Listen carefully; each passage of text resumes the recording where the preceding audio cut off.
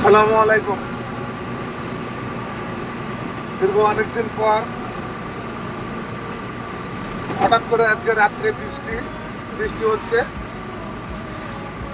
দেশের পরিস্থিতি খুব একটা ভালো নাই। বাংলাদেশে হাহাকার লেগে গেছে। আমাদের জ্বালানির তেল, ডিজেল তেল পাচ্ছি না। গাড়ি চালানোর জন্য খুব অসুবিধা আমাদের। যে পাম্পে যাচ্ছি 5টা 10টা করে তেল দেয়, তেল ঠিকভাবে পাচ্ছি না আমরা। আমাদের বাংলাদেশের সরকার, প্রধানমন্ত্রী উনি তো বলছেন যে তেলের কোনো সংকট নাই, কিন্তু আসলে বাস্তবে তো আমরা পাম্পে যে তেল পাচ্ছি না, আমরা তো গাড়ি চালাতে পারছি না। আমাদের গাড়ি চালানো দায় হয়ে গেছে।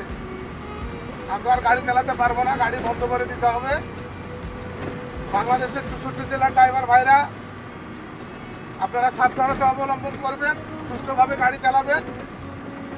সবাইকে জানাই শুভেচ্ছা, অভিনন্দন। আমি ড্রাইভার মোহাম্মদ হুমায়ুন কবির। আবার দেখা হবে, কথা হবে যে কোনো একটা ভিডিও নিয়ে। আসসালামু আলাইকুম।